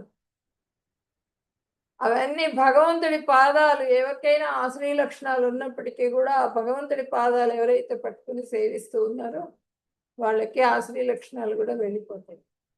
అంత కల్మషాలన్నీ కూడా వెళ్ళిపోతాయి. ఆ దావానలం ఎలా అయితే వచ్చి చిన్న నిప్పురవ్వ మొత్తం అడవిని దహించేస్తుందో అదేవిధంగా 2 కర్ర ముక్కలు ఇట్లా కొడుతూ ఉంటే నిప్పురవ్వ వస్తుంది. ఆ 2 కర్ర ముక్కలు కూడా తగలబడిపోతాయి, బూడిదైపోతుంది. అట్లా మనలో ఉన్నటువంటి అంత కల్మషాలన్నీ కూడా అవి భగ్నం అయిపోతాయి కాళీయుడి పడగలతో. కాళీయుడి అన్నీ కూడా అట్లా కాళీయుడి పడగల మీద నృత్యం చేసేటప్పటికీ ఆ భగవంతుడి పాదాలు పడ్డాయిట కాళీయుడి తల మీదంతా కూడా. భగవంతుడు కక్కించేశాడు, దాని చేత విషయం అంతా కూడా కక్కించేశాడు. ఇంకా చచ్చిపోతాడు కాళీయుడు అన్నప్పుడు భార్యలు వచ్చి వేడుకుంటారు అన్నమాట ఏంటి కృష్ణ భగవానుడు. అప్పుడు ఆయన కాళీయుడిని వదిలిపెట్టేస్తారు. మేము వెళ్ళిపోతాం, ఈ మడుగు నుంచి వెళ్ళిపోతాం అని చెప్తారు. నా పాదాలు మీ తల మీద ఉన్నాయి కాబట్టి మీకు ఎటువంటి హాని జరగదు, గరుత్మంతుడు మీ తోలికి రాడు, మీరు వెళ్ళిపోండి ఇక్కడి నుంచి అంటారు కృష్ణ భగవాన్. ఆయనకి భగవంతుడికి మొత్తం వాళ్ళ మణులు మాణిక్యాలు అన్నీ ఉంటాయి. అవన్నీ కూడా సమర్పించుకుని భగవంతుడికి పూజ చేసుకుని వాళ్ళు అక్కడి నుంచి వెళ్ళిపోతారు. అంటే ఆసురీ లక్షణాలు ఏంటంటే నేను గొప్పవాడిని, దంభం, గొప్పతనం అంటారు, అహంకారం. దంభో దర్పో అభిమానస్య అభిమానస్య, అభిమానం ఉంటుంది, గర్వం ఉంటుంది, పొగరు ఉంటుంది, దురహంకారం ఉంటుంది. ఇవన్నీ కూడా ఉంటాయి అన్నమాట. ఇవన్నీ కూడా ఆసురీ లక్షణాలు. కోపం ఉండకూడదు, కోపం ఉంటుంది, క్రోధం, విపరీతమైన క్రోధం ఉంటుంది, మొరటుగా బిహేవ్ చేస్తారు. ఇవన్నీ ఆసురీ లక్షణాలు. ఇప్పుడు హిరణ్యకశిపుడు నారాయణ నారాయణ అని జపం చేస్తావేంటి, నేనే ముల్లోకాలకి నేనే అధిపతిని, నా కొడుకువి నువ్వు యువరాజువి, ఈ రాజ్యం మొత్తం ఇచ్చేస్తా నేను, ఆ నారాయణ మంత్రాన్ని వదిలిపెట్టేసేయను అని చెప్తాని బతివులాడతాడు కొడుకుని. అన్ని రకాలుగా ప్రయత్నం చేస్తాడు ఆయన. నారాయణ మంత్రం ఆయన వదలకపోయేటప్పటికీ మొరటుతనానికి వచ్చేసాడు. చాలా రకాలుగా బాధలు పెట్టాడు ప్రహ్లాదుడిని. ఆ బాధలన్నీ కూడా భరించాడు ఆయన. ఆ నారాయణ మంత్రాన్ని వదిలిపెట్టలా. ఆ నారాయణుడు ప్రత్యక్షమయ్యి ఎట్లా వచ్చాడు, హిరణ్యకశిపుడు చాలా వరాలు పొందాడు మృత్యువుని జయించడం కోసంగా. కానీ లాస్ట్కి ఆయన ఆ నరసింహావతారం వచ్చేటప్పటికి ఆయనకి భయం పుట్టింది. నరసింహుడు వచ్చేటప్పటికి ఇందుగలడు అందులేడని చూపించు, ఎక్కడున్నాడు నీ నారాయణుడు చూపించు నాకంటారు. అనేటప్పటికీ అప్పుడు ప్రహ్లాదుడు చెప్తారు, ఇందుగలడు అందులేడని సందేహము వలదు శక్తి సర్వోపగతుండై ఎందెందు వెదకి చూసిన అందందేగలడు దానవాగ్రని వింటే. దానవుడివి, రాక్షసుడు నువ్వు, విను నాన్న, రాక్షసత్వాన్ని తొలగించుకొని చూసి వింటే, నేను చెప్పిన మాట విని నువ్వు చూడగలిగితే ఇక్కడున్నాడు అక్కడ లేడం లేదు, అంతా నాకు కనిపిస్తున్నాడు, ప్రతి చోట కూడా భగవంతుడే కనిపిస్తున్నాడు, చూడమన్నారు ఆయన. అయితే చూపించి ఈ స్తంభంలో చూపించని స్తంభాన్ని పగలగొట్టారు. ఈ స్తంభంలో కూడా ఉన్నాడు. ఆ స్తంభం పగలగొట్టేటప్పటికి ఆ స్తంభంలో నుంచి వచ్చారనమాట ఆయన నరసింహావతారం. వచ్చి హిరణ్యకశిపుడిని ఏం చేశాడు, చాలా ఆయుధాలు ఏవి కూడా నన్ను చంపకూడదు అని చెప్పినని, మరణం రాకూడదు ప్రతి ఏ ఆయుధం నుంచి కూడా ఆయన వరం. అందుకని ఆయన ఏం చేశారు, నఖాలు ఆయన గోళ్లతోనే చీల్చేశారు, తీసుకెళ్లారు, తొడల మీద వేసేసుకున్నారు. ఆ గడపనే ఆసనంగా కూర్చున్నారు, గడప మీద కూర్చున్నారు. కూర్చుని అది హిరణ్యకశిపుణ్ణి తీసుకెళ్లి తొడ మీద వేసుకున్నారు, నఖాలు పెట్టి చీల్చేశారు. ఇతో నృసింహ పరతో నృసింహ మిత్తుయామిత్తతో నృసింహ బహే నృసింహ హృదయే నృసింహ నృసింహమదిం శరణం ప్రపదే తవ కర కమలవరే నఖ అద్భుత శృంగా దళిత హిరణ్యకశిపు తను భృంగ కేశవద్రుత నరహరి రూపా జయ జగదీశ హరే జయ జగదీశ హరే జయ జగదీశ హరే. ఆయన రూపం చూసేప్పటికి భయం పుట్టిపోయింది ఆయనకి. ప్రహ్లాదుడు చక్కగా ఆనందంగా చూస్తున్నాడు, ఆయన భయపడట్ల. ఈయనకి మాత్రం భయం కలిగింది. వెళ్ళి ఇలాగి తీసుకెళ్ళి తొడల మీద వేసుకున్నాడు.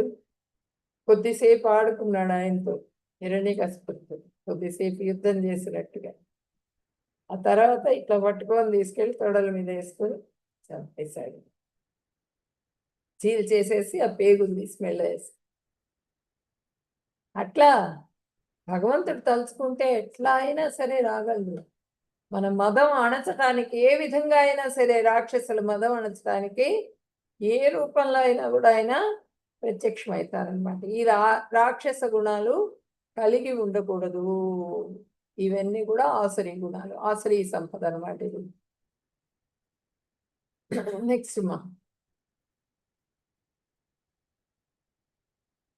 దంభోదర్పో అభిమానశ్చ క్రోధః పారుష్యమేవ చ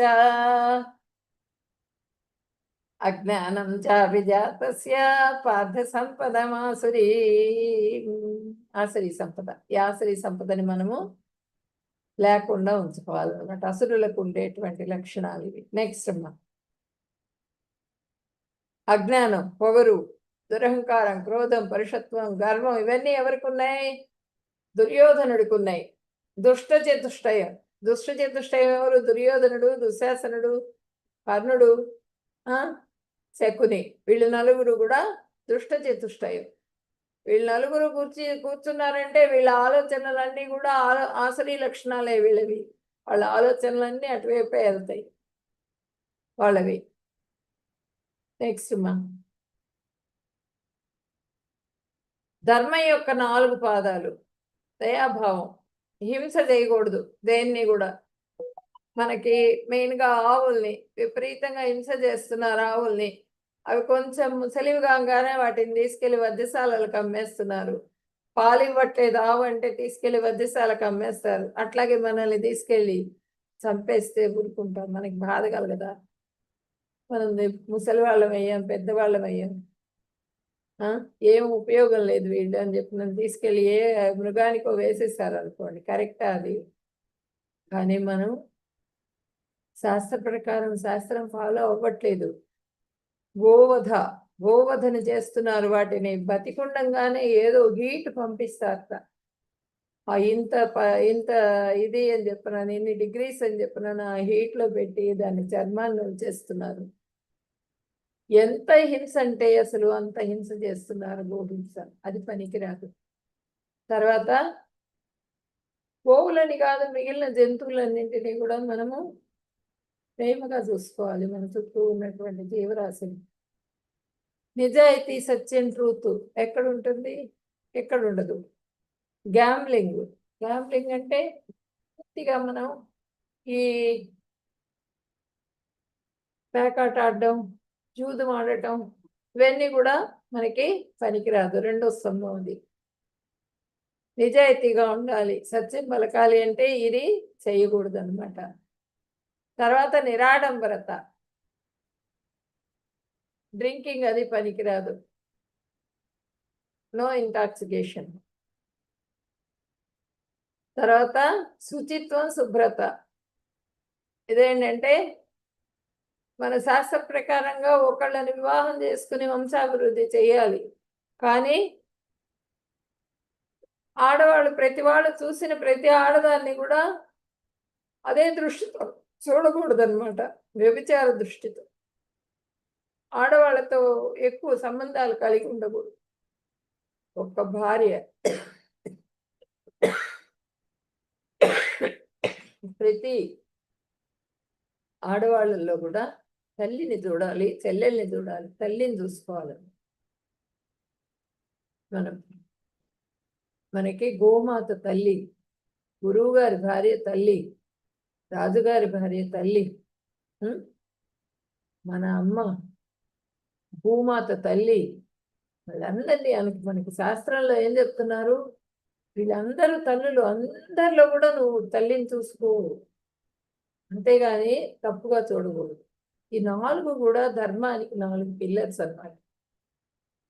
4 పాదాల మీద ధర్మం నడవటానికి 4 పిల్లర్స్ కావాలి. 4 స్వభావాలని కూడా కలిగి ఉండాలి. నెక్స్ట్ ఇది మనకి ఇస్కాన్లో మనం ఫాలో అవుతున్నటువంటిది అనమాట. తప్పకుండా అది ఫాలో అవ్వాలి. నేటి ప్రతి కుటుంబం యొక్క గాథ. ప్రతి వాళ్ళు ఏం చేస్తారు? భార్యాభర్త కొట్లాడుకుంటూ ఉంటారు ఎప్పుడు. నువ్వెంత అంటే నువ్వెంత అనుకుంటారు. దాంతో ఏమవుతుంది? పిల్లలు నలిగిపోతూ ఉంటారు అనమాట. కృష్ణుడు కేంద్ర బిందువుగా పెట్టుకుని ఉన్న వాళ్ళది ఎట్లా ఉంటుంది? పెద్దవాళ్ళు గౌరవించాలి, భర్తని గౌరవించాలి, అత్తమామల్ని గౌరవించాలి, తల్లిదండ్రుల్ని గౌరవించాలి. ఇవన్నీ కూడా మనకి శాస్త్రంలో చెప్తున్నారు. కాబట్టి ఆ శాస్త్రాధ్యయనం మనం చేస్తూ శ్రవణం, మననం ఇవన్నీ చేస్తూ ఉన్నప్పుడు మనతో పాటుగా మన పిల్లలు కూడా చేస్తారు. అది చేసినప్పుడు ఆ సంసారం ఎలా ఉంటుందంటే హ్యాపీగా ఉంటుంది.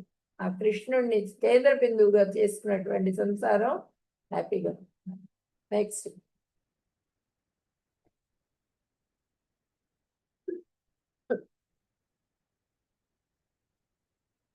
దైవీ సంపద్ విమోక్షాయ నిబంధాయ సుధీమత మాసు సంపదం దైవీ అభిజాతోసి పాండవ. దైవీ గుణాలు మోక్షం దిశగా తీసుకువెళ్తాయి, కానీ ఆసురీ గుణాలు బంధనంలో చిక్కుకుపోయి ఉండటానికి కారణమవుతాయి. ఓ అర్జున, నువ్వు దైవీ గుణాలతోనే జన్మించావు, బాధపడకు. నీకు దైవీ గుణాలే ఉన్నాయి. దైవీ గుణాలు ఏమవుతాయంటే మోక్షం దిశగా మోక్షరాజ్యాన్ని జయింపగలుగుతాం అన్నమాట. దైవీ గుణాలు కలిగి ఉంటే. అదే ఆశ్రయ గుణాలు కలిగి ఉంటే బంధనాల్లో చిక్కుకుంటాం, కర్మ బంధనాల్లో చిక్కుకుంటాం. మళ్ళీ జన్మలు తీసుకోవాల్సి వస్తుందండి. జన్మ, మృత్యు, జర, వ్యాధి వీటిల్లో కొట్టుకుంటూ బోలెడు ముసళ్ళ చేత కనిపించుకుంటూ ఇక్కడే ఈ సముద్రాన్ని ఇస్తూ ఉంటాం. తర్వాత నువ్వు ఆసురీ సంపద కాదు నీవు కలిగి ఉన్నది, నువ్వు దైవీ సంపదని కలిగి ఉన్నావు అర్జున. కాబట్టి దైవీ గుణాలతో నువ్వు జన్మించావు, నువ్వు బాధపడవాకు అని చెప్తున్నారు. దైవ గుణాలతో ఎట్లా జన్మించారు అర్జునుడు? తల్లిదండ్రులు ఇద్దరు కూడా భక్తులు, మంచి వంశం అది. కాబట్టి ఆ అర్జునుడు కూడా ఆ దైవీ సంపదతో జన్మించాడు, దైవీ గుణాలని కలిగి ఉన్నాడు అదనమాట. నెక్స్ట్ చాలా చోట్ల మనకి వృధా కుమార, అపార్థ, కుంతి పుత్రుడా, భరత వంశం వాడా, ఇవన్నీ కూడా ఆయన ఒక్కొక్క శ్లోకం చెప్పేటప్పుడు ఒక్కొక్క దాన్ని ప్రశంసించారనమాట భగవంతుడు వాళ్ళ వంశాన్ని గురించి అర్జునుడి దగ్గర.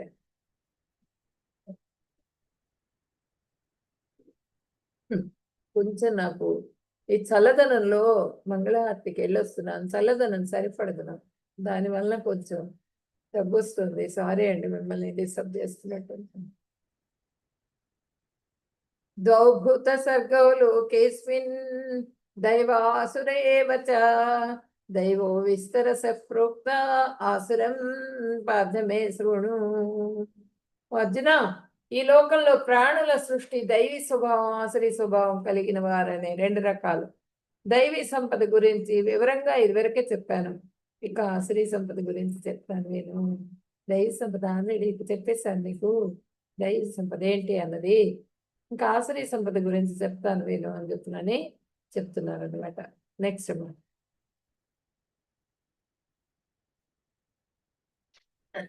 ప్రవృత్తించ నివృత్తించ జనాన విదరాసురాః న శౌచం నాపి చాచారో న సత్యం తేషు విద్యతే. ఆసురీ సంపద ఇదంతా కూడా అసుర స్వభావం కలిగిన వాళ్ళకి చేయదగినదో చెయ్యకూడదేదో వాళ్ళకి తెలియదు. వాళ్ళలో శుచిత్వం ఉండదు, శుభ్రత ఉండదు. అంటే వాళ్ళు మానసికంగా కూడా శుభ్రంగా ఉండదు వాళ్ళకి.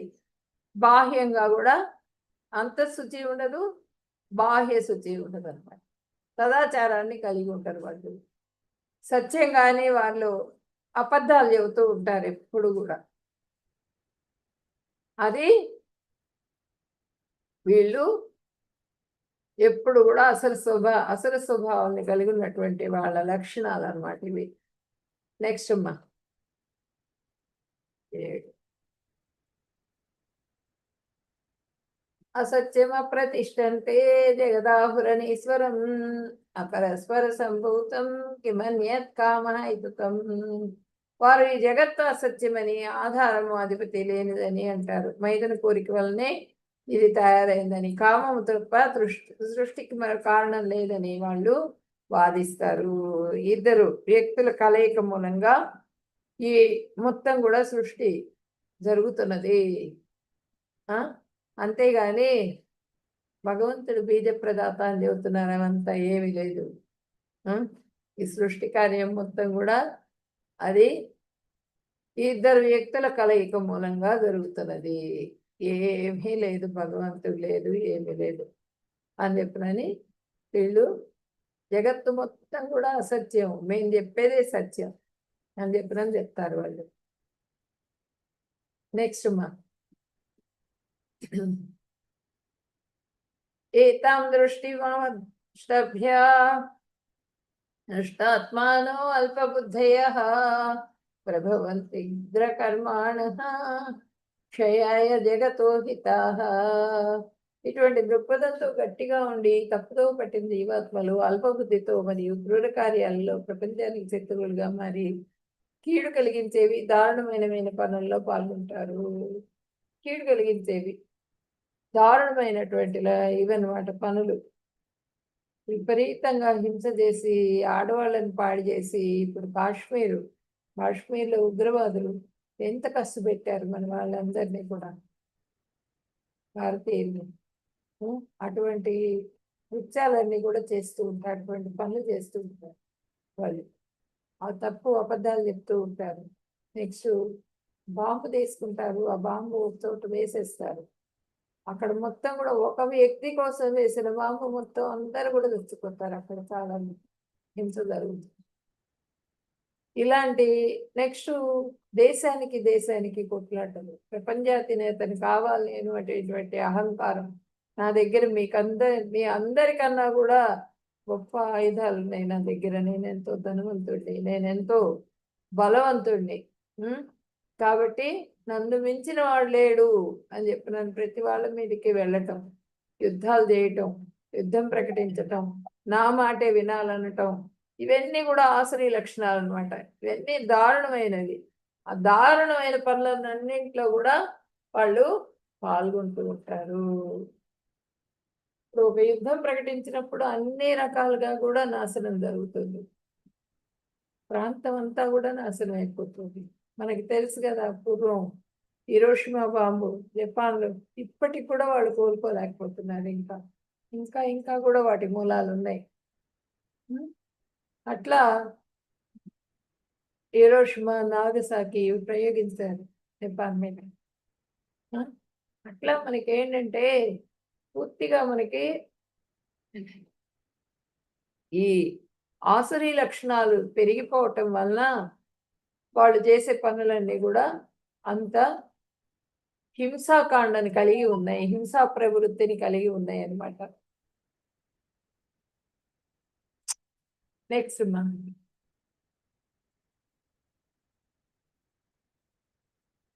శాస్త్రాలను అనుసరించరు, వారికి చేయదగినవి చేయకూడనివి చేయొచ్చు చేయకూడదని కూడా వాళ్ళు ఏం ఆలోచించరు. కొన్ని కోట్లు ఇస్తాం మీకు అనగానే వెళ్ళి వాళ్ళు బాంబులు వేసేస్తారు. ఎంతమంది ఒక మనిషి చంపడం ఈజీగా చంపేస్తారు. ఆ మనిషికి మళ్ళీ పోయగలరా? ఆయుష్ ఇవ్వగలరా? మనిషికి మళ్ళీ జీవితాన్ని ఇవ్వగలరా? ఇవ్వలేరు. అది ఆలోచించరు వాళ్ళు, శాస్త్రాన్ని పాటించరు. పాటించకుండా శాస్త్రంలో ఏమున్నది అన్నది పాటించరు, అసలు స్వభావాన్ని కలిగి ఉంటారన్నమాట. ఆసురీయ నమ్మకాలు వాళ్ళవి. అపరిశుభ్రత, శుభ్రంగా ఉండరు, నియమాలకి ఇష్టపడరు, పాటించరు, అసభ్యమైన ప్రవర్తన కలిగి ఉంటారు. సమగ్రుడిని మరియు నేను శక్తివంతుడిని కాబట్టి నేను ఏది చేసినా సరే పర్వాలేదంటారని. నేనే స్వయం నియంత్రకుడిని మరియు భోక్తని, అంతా నియంత్రించేవాడిని నేనే, అందరికి భోక్తని, నా మూలంగానే అందరూ భోజనం చేయగలుగుతున్నారు ఈరోజు అనేటువంటి వాళ్ళు స్వభావాన్ని కలిగి ఉంటారు, అపరిశుభ్రాన్ని కలిగి ఉంటారు. ఇదంతా కూడా కేంద్రీకృతం అన్నమాట. ఇదంతా కూడా అసురీ స్వభావాలు కలిగినటువంటి లక్షణం. నెక్స్ట్ అసురుల లక్షణాలు అన్నమాట ఇవన్నీ కూడా. నెక్స్ట్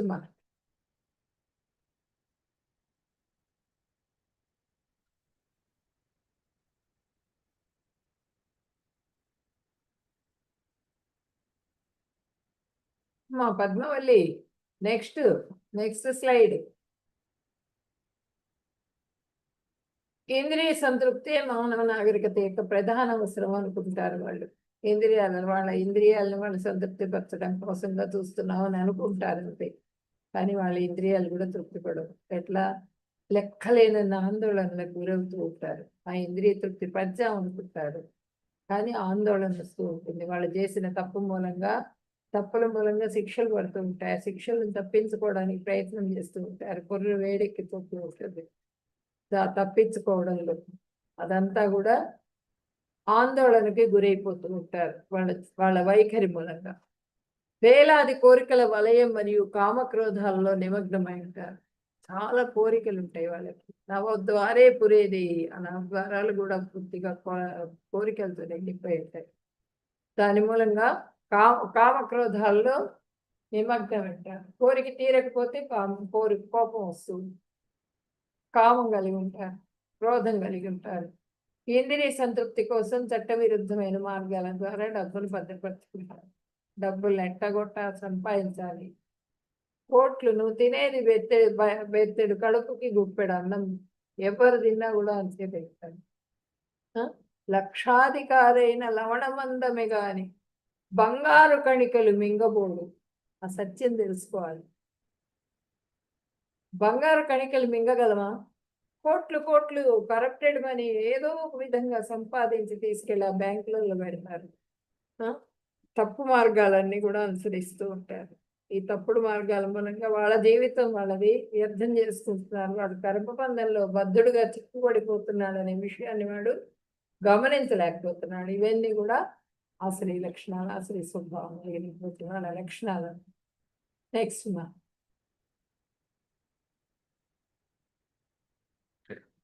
ఇక్కడ చూడండి, ప్రహ్లాదుడిని చంపడానికి ప్రయత్నం చేస్తున్నాడు హిరణ్యకశిపుడు. ఇక్కడ కంసుడు ఆ ఆకాశవాణి పలుకుతుంది, అష్టమ గర్భం వస్తున్నది, నేను చంపేస్తుంది, నీ మృత్యువు వాడి చేతుల్లోనే ఉందని చెప్పంగానే ఆ చెల్లెల్ని ఎంతో ప్రేమగా చూసుకున్నటువంటి చెల్లెలు ఆమెను స్వయంగా అత్తగారింటిలో దించొద్దామని చెప్పి బయలుదేరతాడనమాట. బోలెడు రథ తురగాలు అన్నీ కూడా వెంబడి పెట్టుకొని బోళ్ళంత నగలు అవన్నీ నాణ్యాలు అన్నీ కూడా వెంబడి పెట్టుకుంటాడు. తీసుకెళ్ళి అక్కడ ఇద్దాం, క్రోధం అనమాట. తీసేశాడు, కత్తి దూసి చంపుదామని చెప్పి నన్ను చూస్తున్నాడు కంసుడు. ఇక్కడ రావణాసురుడు ఏంటి? కామం, కోరిక. ఆ సీత అమ్మవారి మీద కోరిక కలిగింది. ఏదైనా సరే, ప్రపంచంలో ఏదున్నా సరే, ముల్లోకాల్లో అందమైన వస్తువు ఏదైనా నా సొంతం కావాలనుకుంటే వాడు రావణాసురుడు. రావణుడు అసురుడు. ఆ ఆసురీ లక్షణం మూలంగా వంశం మొత్తం కూడా నాశనం అయిపోయింది ఆయన రావణాసురుడు మూలంగా. ఆ లంకా పట్టణం అసలు కుబేరుడిదిట. ఆ లంకా పట్టణం ఈయనేంటి బ్రాహ్మణుడిగా వెళ్తాడు పౌరోహిత్యం చేయడానికి. నీకేం కావాలి దక్షిణ అంటే, నాకు మొత్తం ఈ లంకాపట్నం మొత్తం కావాలి, వదిలేసి వెళ్ళిపోమన్నాడు. లంకాపట్నం ఇమీడియట్ గా నువ్వు వదిలి వెళ్ళిపో అని చెప్పాడు. ఆయన చాలా బలవంతుడు కదా, కుబేరుడు ఈయనకు వదిలేసేసి వెళ్ళిపోయాడు అక్కడి నుంచి. అట్లా ఏదైనా సరే, అందమైన వస్తువు ఏదైనా సరే నా సొంతం కావాలని కోరుకుంటాడు అన్నమాట రావణాసురుడు. ఆ స్త్రీ లక్షణం. నెక్స్ట్ మా ఆత్మ సంభావిత స్తబ్ద ధనమానమదాన్వితా యజంతే నామ యజ్ఞస్తే దంభేన విధిపూర్వకం. తమను తామే పొగడుకుంటూ వినయ విధేయతలు లేకుండా ధనమద గర్వంతో వాళ్ళు శాస్త్ర విరుద్ధంగా పేరుకు మాత్రం యజ్ఞాలు చేస్తూ ఉంటారు. పేరుకు మాత్రం యజ్ఞాలు చేస్తూ ఉంటారు వీళ్ళు, అంతేగాని ధనమదంతో ఉంటారు అని చెప్తున్నారు అనమాట. అన్ని యజ్ఞం అంటారు. ఆ యజ్ఞ యాక్చువల్గా శాస్త్రంలో ఉండదు, అది వీళ్ళు చేసేస్తూ ఉంటారు అనమాట. అదే చెప్తున్నారు, ఆ ధన గర్వంతో చేసే యజ్ఞాలు. ధనం ఉంది కదా అని ఆ యజ్ఞం చెప్తారు, ఆ యజ్ఞం చేయమంటారు. ఆ యజ్ఞం దగ్గర వాళ్ళు ఉండకుండా వాళ్ళ ఎంజాయ్మెంట్లో వాళ్ళు ఉంటారు. అంటే ఆ వ్యక్తి లేకుండా యజ్ఞం జరిగిపోతూ ఉంటుంది అనమాట. అది కరెక్ట్ కాదు. ఋత్వికులు లేకుండా, ధనం లేకుండా, దానం లేకుండా ఇవన్నీ కూడా యజ్ఞాలు జరిగిపోతూ ఉంటాయి. ఇది కరెక్ట్ కాదు, ఆ శాస్త్ర విరుద్ధం. మంచి ఋత్వికులు ఉండాలి. ఒక యజ్ఞం కావాలంటే మంచి ద్రవ్యాలు ఉండాలి, పూజా ద్రవ్యాలు, శుభ్రమైనటువంటి నెయ్యి ఉండాలి, ఇవన్నీ కూడా ఉండాలి. ఇవన్నీ కూడా ఏవి చూసుకోరు. ధనం ఉంది కాబట్టి ఆ ధనం పెట్టేస్తారు, చేయమంటారు. అవన్నీ కూడా శాస్త్ర విరుద్ధం. నెక్స్ట్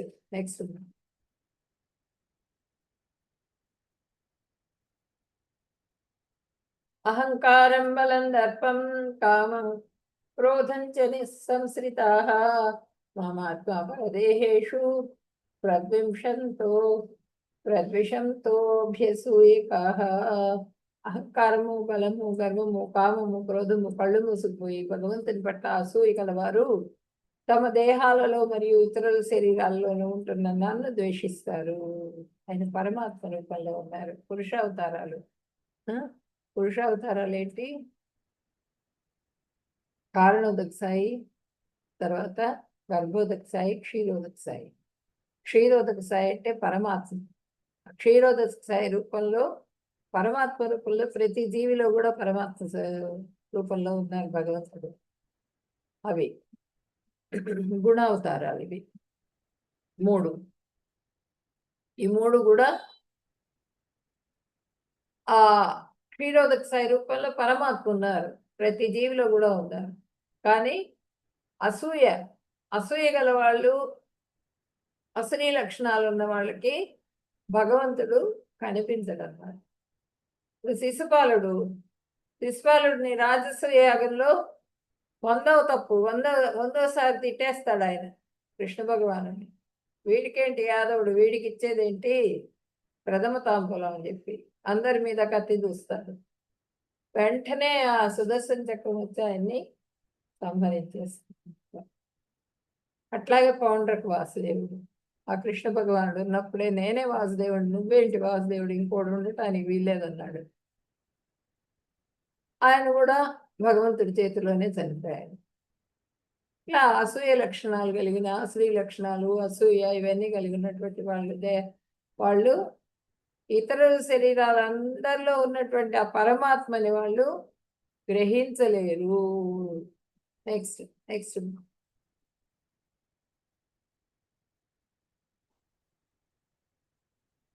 నెక్స్ట్ మా ఆసురీమ్యోనిమాపన్నాః మూఢా జన్మని జన్మని మామ ప్రాప్యైవ కౌంతేయ తతో యాంత్యధమాం గతిం. ఓ కౌంతేయ, అసుర జీవజాతుల్లోనే మాటి మాటికి జన్మ పొందే అలాంటి మూర్ఖులు ఏ జన్మలోనూ నన్ను చేరలేరు. క్రమంగా వారు అంతకంతకి అధోగతి పాలవుతారు. ఎప్పుడైతే వాళ్ళు ఆసురీ లక్షణాలు కలిగి ఉండి జీవజాతులు మొత్తం ఆసురీ లక్షణాలు కలిగి ఉండి మొత్తం కూడా పెంచుకుంటూ ఉన్నారో వాళ్ళు ఏ జన్మలో కూడా మూర్ఖులు అనమాట. వాళ్ళు అది పెరుగుతూనే ఉంటుంది ఆసురీ లక్షణాలు, కానీ దాని మూలంగా బద్ధజీవులుగా అయిపోతూ ఉంటారు. ఏ జన్మలో కూడా నన్ను చేరుకోలేరు, అధోగతి పాలవుతారు అని చెప్పి నన్ను చెబుతున్నారు. ఇప్పుడు అలెగ్జాండరు మొత్తం అంతా కూడా నేనే జయించాను అని చెప్పి అన్నింటికి చక్రవర్తిని కావాలని చెప్తున్నాను, అందరి మీద దండెత్తాడు ఆయన. అలెగ్జాండర్ రాజులందరినీ కూడా హింసించాడు, రాజ్యాలన్నీ తన వంశం చేసుకున్నాడు, వశం చేసుకున్నాడు. కానీ లాస్ట్కి ఏం చేశాడు? లాస్ట్కి ఆయనకి ఎప్పుడు చనిపోయే ముందు ఆయనకి స్పృహ కలిగింది. అయ్యో, ఇంత సామ్రాజ్యనేతనయ్యాను, కానీ ఏం తీసుకెళ్తున్నాను నా వెంబడి? ఖాళీ చేతులతో వెళ్ళిపోతున్నారు పైకి, ఏమీ తీసుకెళ్ళట్ల.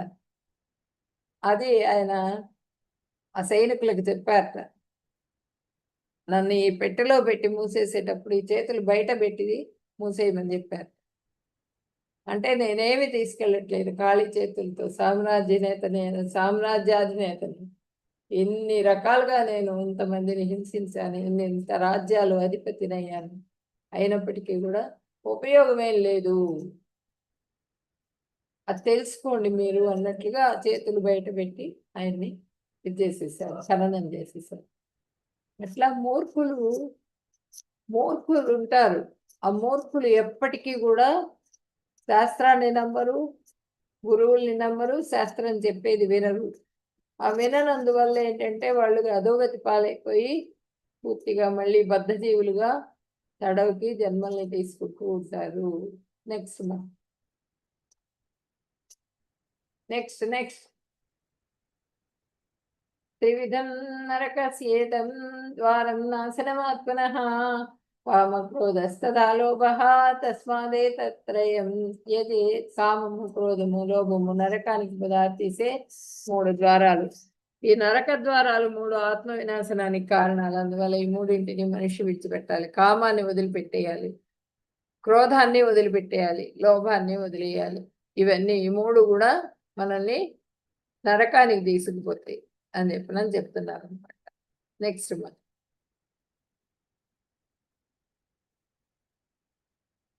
ఇప్పుడు కామము, కోపము, క్రోధం, దురాశ. కోపం వేరు, క్రోధం వేరు. క్రోధం అంటే ఏంటంటే అది ఎప్పటికీ అలా ఉంటుంది, అది చెరిగిపోదు అనమాట, అది అట్లాగే ఉంటుంది. కోపం అనుకోండి, ఆ క్షణంలో కోపం వస్తుంది, కొంచెం వచ్చినా అది వెళ్ళిపోతుంది. క్రోధం ఉండకూడదు. కామం, క్రోధం, లోభం, దురాశ, ఇవన్నీ కూడా. ఇప్పుడు దుర్యోధనుడు, వీళ్ళ మీద విపరీతమైన చిన్నప్పటి నుంచి కూడా వాళ్ళకి అసూయ. వాడికి, దుర్యోధనుడికి లేని బ్యాడ్ హ్యాబిట్స్ లేవు, అన్ని లక్షణాలు, మొత్తం దుష్టచతుష్టయంతో సాంగత్యం. దాంతో అక్కడ ఏమైంది? అక్కడ చూడండి, ఒక స్త్రీని, పరస్త్రీని తల్లిగా భావించాలి, కానీ ఇక్కడ స్త్రీని హింసించాడు. దుశ్శాసనుడు హింసిస్తున్నాడు చూడండి, ఆ వలువలన్నీ, వస్త్రాలన్నీ కూడా చేస్తున్నాడు. ఇక్కడ చూడండి, యాంగర్ అంటే లస్ట్ అనమాట. ఇక్కడ అంటే కామం. ఇక్కడ క్రోధం అంటే ఏంటంటే వాడి చిన్నప్పటి నుంచి కూడా భీముడు అంటే క్రోధం అనమాట దుర్యోధనుడికి. ఆ క్రోధం మూలంగా ఎప్పుడూ ఆ భీముడితో యుద్ధం చేసి ఇది చేయాలన్నటువంటి కోరిక అనమాట. ఆ కోరికను కలిగి ఉంటాడు కోపంతో. తర్వాత గ్రీడు, ఆ హస్తినాపురాన్ని మొత్తాన్ని నా హస్తగతం చేసుకోవాలనుకున్నాడు. యాక్చువల్గా పాండురాజు రాజు. హస్తినాపురం మొత్తానికి కూడా రాజు ఎవరంటే పాండురాజు. ముగ్గురు అన్నదమ్ములు. ఆ విచిత్ర వీర్యుడికి భార్యలు, ఇద్దరు భార్యలు, అంబిక, అంబాలిక. ఆ ఇద్దరు భార్యలతో పాటుగా ఒక దాసి దాని కూడా ఉంటుందన్నమాట భార్యగా. ఆ ముగ్గురికి కూడా పాండురాజు, ధృతరాష్ట్రుడు, ఈ విదురుడు, దాసికి విదురుడు పుడతాడు. మొత్తం ముగ్గురు. ఆ ముగ్గురికి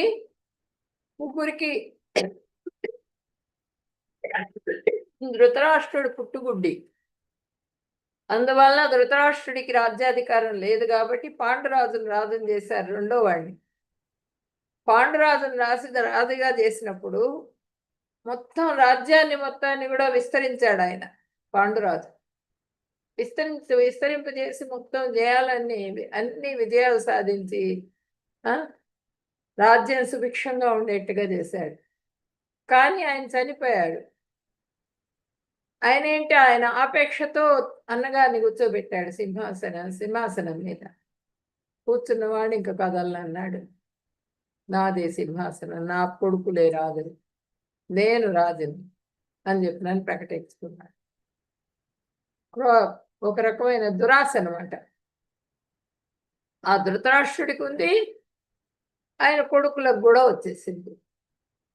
దాని మూలంగా మొత్తం వంశం మొత్తం కూడా నాశనం అయిపోయింది. నెక్స్ట్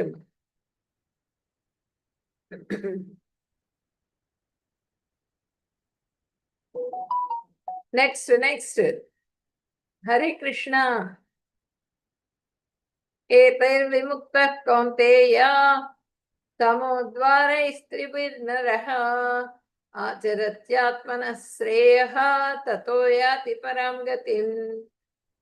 ఓ కౌంతేయ, ఈ 3 దుర్గుణాలను వదిలివేసిన వాడు ఆత్మానుభూతికి అనుకూలమైన కార్యాలను చేస్తూ ఆ విధంగా క్రమంగా పరమపదం పొందుతాడు. క్రమంగా ఈ 3 గుణాలు ఎవరైతే వదులుతారో, కామం, క్రోధం, లోభం, ఈ 3 ఎవరైతే వదులుతారో వాళ్ళు క్రమంగా మోక్షరాజ్యాన్ని జయిస్తారు. ఇక్కడ చూడండి, గ్రేడ్ ఉన్నవాళ్ళు, కామం ఉన్నవాళ్ళు, క్రోధం ఉన్నవాళ్ళు, లోభం ఉన్నవాళ్ళు ఆ బద్ధజీవులు అయిపోతారు, బంధింపబడతారు, డౌన్ఫాల్, కిందకు పడిపోతారు. అదే ముక్త జీవులు ఇక్కడ చూడండి వెళ్ళిపోతున్నారు. వీళ్ళు తిన్నగా ఒక్కొక్క స్టెప్ ఎక్కి వాళ్ళు భగవద్ధామానికి చేరుకుంటారు. భగవంతుడి కృపకు పాత్రలయ్యి భగవద్ధామానికి చేరుకుంటారు. నెక్స్ట్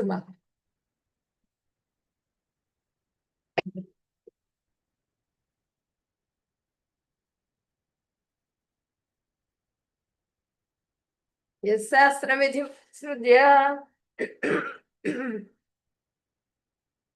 శాస్త్రవిధిముసృజ్య వర్తతే కామకారతః నసు సిద్ధిమవాప్నోతి నసుకం న పరాంగతిం.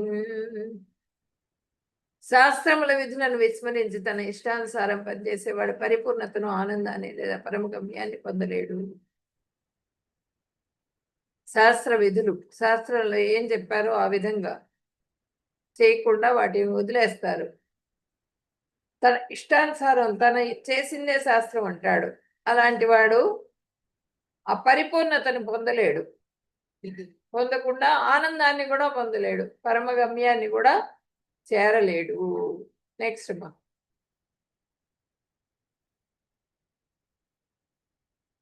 తస్మాత్ శాస్త్రం ప్రమాణం తే కార్య వ్యవస్థితో జ్ఞాత్వా శాస్త్ర విధానోక్తం కర్మ కర్తుమిహార్హసి. అందువల్ల చేయదగ్గ కార్యము ఏదో, చేయకూడని కార్యం ఏదో నిర్ణయించుకోవడంతో మనిషికి శాస్త్రమే ప్రమాణం.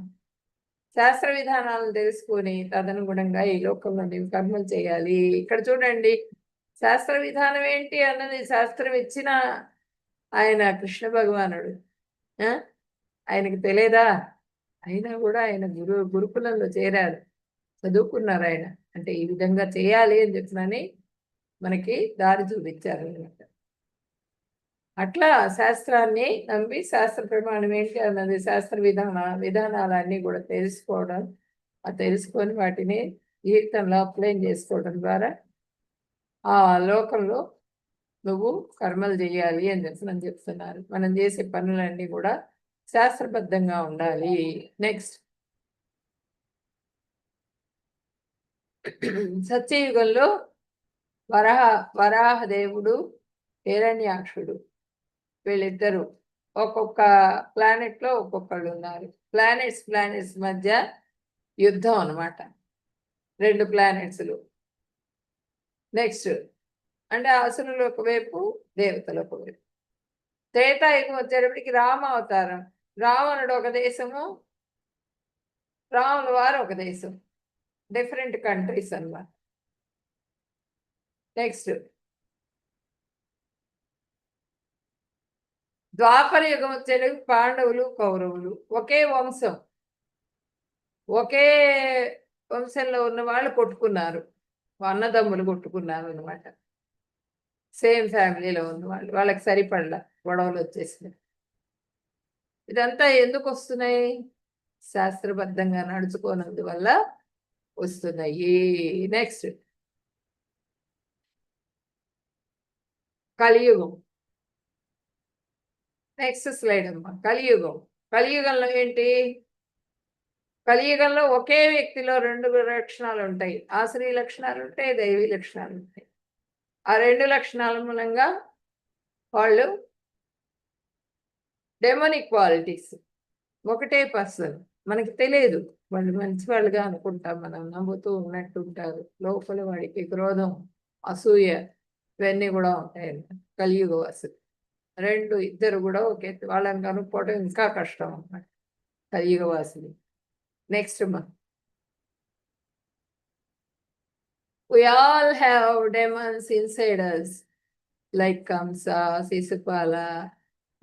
How to overcome. మన లోపల ప్రతి వాళ్ళకి కూడా అసురీ లక్షణాలు ఉన్నాయి. వాటిని ఎట్లా ఓవర్కమ్ చేయాలి, ఎలా బయటపడాలి వాటి నుంచి? హరే కృష్ణ నామ జపం ద్వారా అంత కల్మషాలని తొలగించుకోవాలి. నెక్స్ట్ మా, వాంఛాకల్పతరుభ్యశ్చ కృపా సింధుభ్యయేవ చ పతితానాం పావనేభ్యో వైష్ణవేభ్యో నమో నమః. హరే కృష్ణ కృష్ణ కృష్ణ హరే హరే, హరే రామ రామ రామ హరే హరే. హరే కృష్ణ.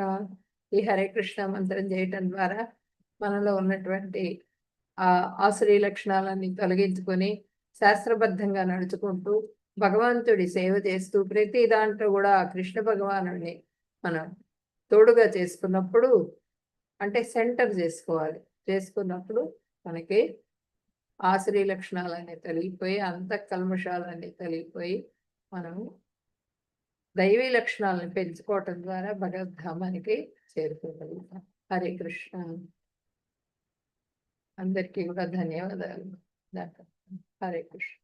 భక్తులందరికీ హ్యాపీ దివాళీ.